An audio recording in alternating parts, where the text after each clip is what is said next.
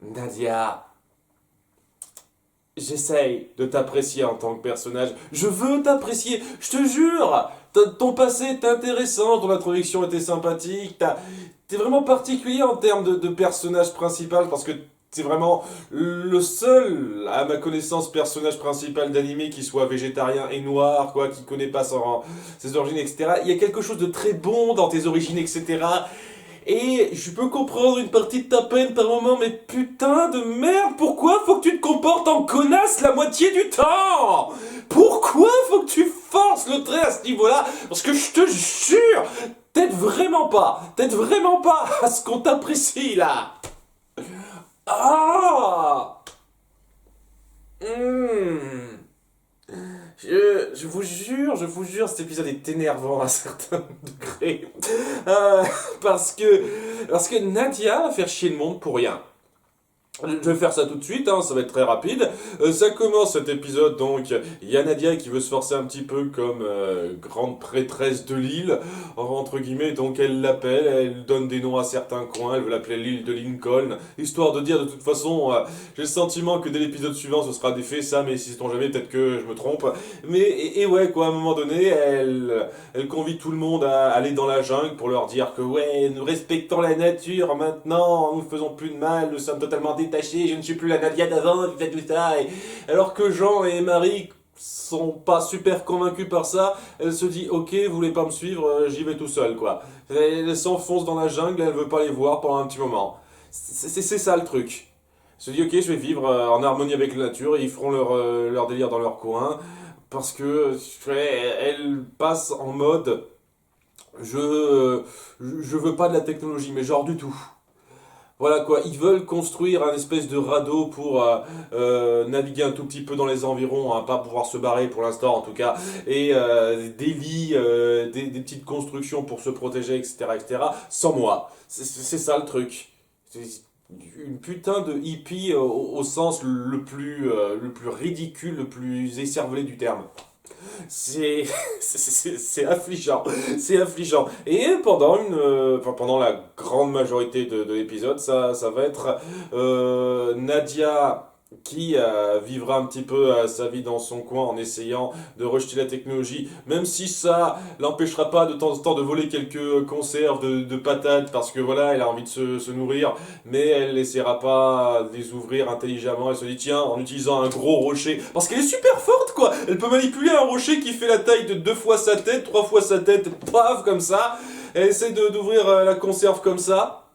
Et tout ce qu'elle fait, c'est l'aplatir sans pouvoir l'ouvrir. Ce qui est, je pense, en termes de physique, pas très logique. Je pense que si elle faisait ça, devrait y avoir au bout d'un moment le truc qui devrait se casser, la nourriture qui devrait se...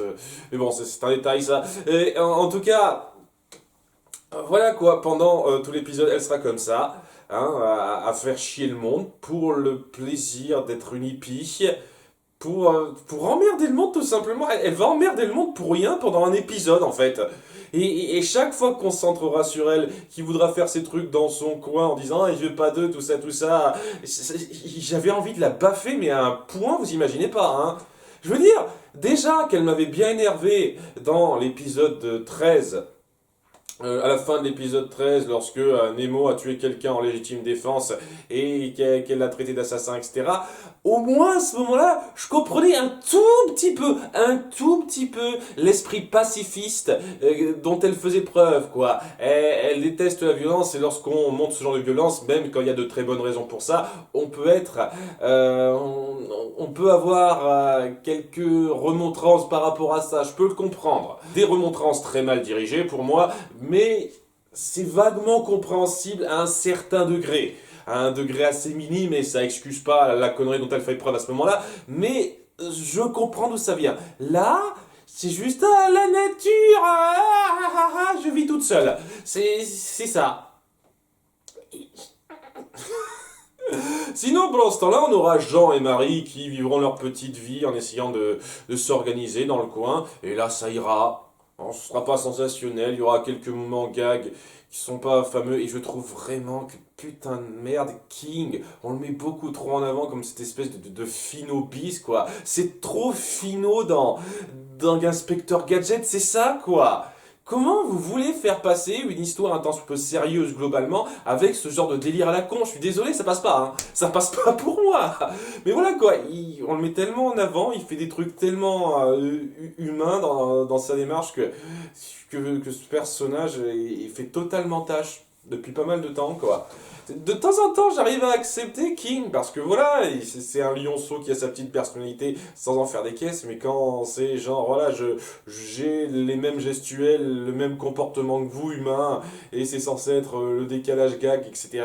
Non, ça le fait pas. Hein. Il y a un gros problème de ton hein, qui va avec ça. Mais bon, entre Jean et Marie, ça va. Non mais vraiment, hein, lorsqu'on passe du temps sur Jean et Marie qui s'accoutument un petit peu à ça, qui passe des petits moments à préparer certaines choses, Marie qui essaye d'aider un tout petit peu, surtout en observant, c'est surtout Jean hein, qui bosse à fond, hein, c'est lui qui fait le gros du boulot, hein, c'est clair et net. Ça va. Ils sont un petit peu mignons ces deux-là ensemble, ils ont une dynamique qui se regarde, ça passe. Mais bon, on entrecoupe ça avec des moments sur Nadia, donc ça casse pas mal la chose. Il y a un moment donné, Jean, il fait un cauchemar assez space, où il voit des tonnes de visions assez bizarroïdes, genre Nadia qui a fait Gargoyle, le capitaine Nemo, mais qui a le visage de King, et tous les personnages qu'elle connaît qui sont en train de se barrer sur un bateau en le laissant ici, ça essaye d'appuyer le fait qu'il a peur de se sentir seul et que tout le monde le lâche. Apparemment, j'ai l'impression que c'est un peu ça. Et ouais, ça essaye de mettre en avant ce que Nadia reproche chez lui, c'est-à-dire à trop attaché à la technologie. Ce cauchemar était assez space et plutôt efficace dans ce qu'il voulait faire. Passer. Et sinon, ouais, on fait pas mal étirer ça. Hein, voilà, ces moments entre Marie et Jean, ça va. On les étire peut-être un petit peu trop pour ce qu'ils représentent, mais il fallait que ça rentre dans les 20 minutes d'épisode. Donc voilà, hein, ils discutent un petit peu. À un moment donné, il y a Jean qui se dit qu'avec les conserves qu'on a, ça tiendra pas un long moment. Hein, parce qu'ils ont fait un petit peu la razzia dans le module du capitaine Nemo pour prendre tous les objets importants. Et donc, l'étape logique, c'est de faire de la pêche. Apparemment, il n'y a aucun arbre à fruits dans le coin. Enfin, peut-être que si, parce que ça fait genre plusieurs jours qu'ils sont là. Nadia n'a pas pu bouffer ses conserves, puisqu'elle les a écrasées stupidement avec ses rochers. Donc, ouais, il doit y avoir des fruits au moins pour qu'elle ne meure pas de faim. Sans doute, on le voit pas ça. Mais donc voilà, ils vont pêcher, ils finissent par se rendre compte que pêcher juste comme ça à même la côte, ça va pas trop le faire puisqu'il y aura pas de gros poissons, donc ils prennent leur petit radeau qu'il a créé, Jean, pour aller pêcher de la plus grosse friture. Et à ce moment-là, il y a un autre bateau qui passe.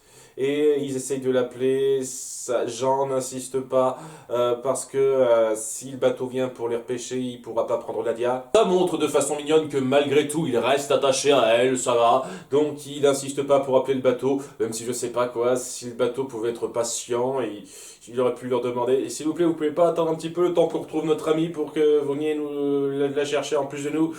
Non, hein, j'imagine que s'il s'est dit, tiens, si le bateau vient nous chercher, il viendra nous chercher, il prendra 30 secondes, il nous prendra et puis au revoir. Sans doute, hein, c'est pour ça qu'il n'insiste pas. C'est un peu bizarre, hein, ce choix, je trouve, hein, un petit peu bizarre, même s'il y a quelque chose d'un petit peu joli que ça veut insinuer.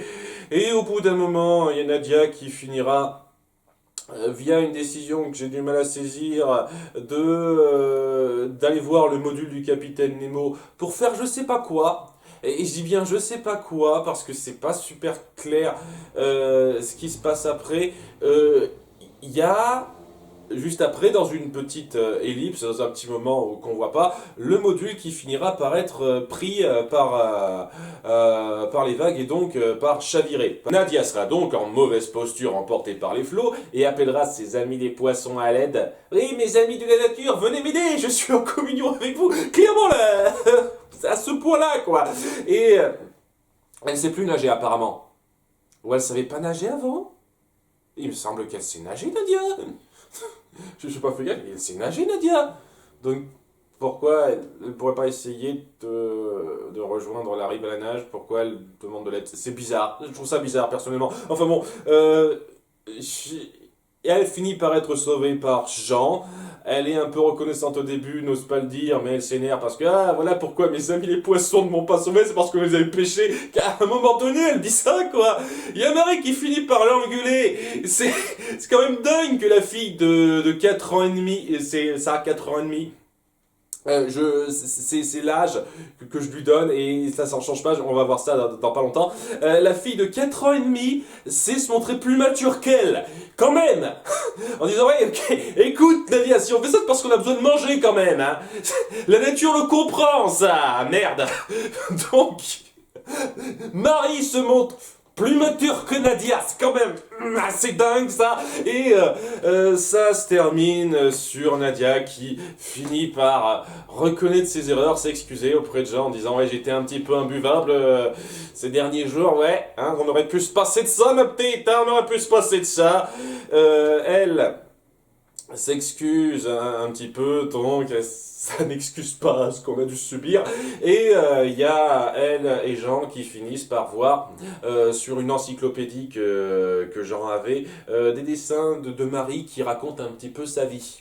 Alors c'est le moment que j'ai trouvé le plus mignon de l'épisode. J'ai trouvé ça très joli en fait. On a des gribouillages qui sont totalement de son niveau, où elle raconte sa vie. Et on finit par avoir des informations assez précises. Déjà, elle est française, elle est née à Marseille. Et elle dit, je suis née à Marseille en avril 1885. Nous sommes en 1889-1890. Hein, peut-être qu'il s'est passé plusieurs mois depuis le temps. Donc on est en 1890, je dirais. Donc ça lui fait 4 ans et demi. Hein, dans ces eaux-là. Elle a 4 ans et demi. L'âge, il est donné là. Hein, à peu de choses près. Hein, je ne sais pas exactement combien de temps se sont passés, mais on n'est pas loin de 1889, hein, ça a commencé dans cette année-là. Donc voilà, on a son âge précis. Hein, il y a des gens qui disent que c'est pas clair. Non, non, non, 4 ans et demi. Voilà, hein, ou alors c'est la traduction qui s'est trompée là, mais voilà, 1885, avril 1885, logique, hein. C'est bon là, on a quelque chose de précis. Donc voilà, c'est cool là, déjà on a ça. Elle raconte un petit peu sa vie, comme quoi ses parents sont morts, comme quoi elle vit maintenant avec sa grande sœur Nadia, son grand frère Jean. Elle considère un peu King comme son mari, mais de façon totalement naïve, quoi. Le mari qu'elle a piqué à Nadia, hein, elle a un peu piqué, centre d'intérêt, tout ça, tout ça. Elle décrit ça de façon très naïve, très puérile, très son âge. Et c'est assez mignon cette façon de dépeindre un petit peu sa nouvelle situation, son ton enfantin qui essaye vraiment de voir le positif dans ce qu'elle vit, en dépit du fait qu'elle vit une situation horrible, Marie.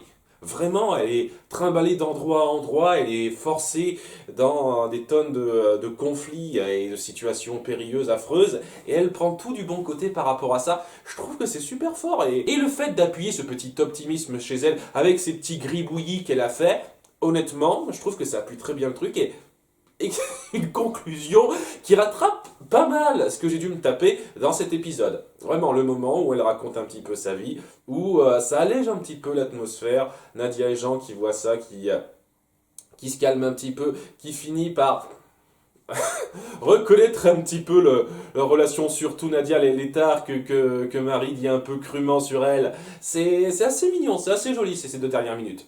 Ça parvenait à terminer l'épisode sur une très bonne note pour moi. Et c'est ça qui, je pense, propulse cet épisode au rang de moyen. Parce que honnêtement, s'il n'y avait pas eu ça, je pense que j'aurais pas aimé, quoi. Nadia est insupportable. Nadia, durant 90% de l'épisode, elle est insupportable, hein. Je peux pas la blairer. Jean et Marie, ça va. Hein, qui commence à être un petit peu trop envahissant avec le délire qu'on fait autour de lui. Mais voilà quoi, Nadia plombe énormément l'épisode. Et ça laisse un sale mauvais goût dans la bouche, surtout quand on sait qu'au bout du compte c'était juste une passade. Genre voilà, je me comporte comme ça, la nature, et puis après elle finira par comprendre qu'il faut pas non plus aller à fond dans le côté hippie. Ok, très bien, elle aurait pas pu directement passer à cette étape-là sans qu'on ait à subir cette merde, ça aurait été cool. Donc ouais, tout ça c'était gonflant. Le positif autour de Jean et Marie n'arrivait pas totalement à compenser ça, mais ces 2 dernières minutes, pour moi, ont réussi à rattraper la chose pour que ce soit pas un épisode que j'ai détesté. Et c'est déjà assez fortiche, avec ce qu'on nous a donné. Mais ouais, quoi, Nadia n'est vraiment pas à son avantage dans cet épisode. Vraiment pas. Et ça aide vraiment pas à être pris dedans. Donc ouais, hein, cet arc de l'île déserte commence pas sur les chapeaux de roue pour l'instant, alors qu'il y a moyen de faire quelque chose, vraiment. Hein. Il y a moyen de faire une ambiance un peu particulière où nos héros soient un peu seuls au monde pendant un petit moment. Il y a moyen de faire quelque chose sans créer des conflits d'intérêts de ce genre-là, quoi. C'était affligeant, ça, cette façon un peu forcée qu'avait Nadia de se couper des autres. Mais bon. Maintenant qu'elle a passé ça, on va peut-être avoir enfin des moments de personnages sympathiques autour d'elle dans cette configuration. C'est tout ce que j'espère. On verra bien. À bientôt pour l'épisode 25. Bye!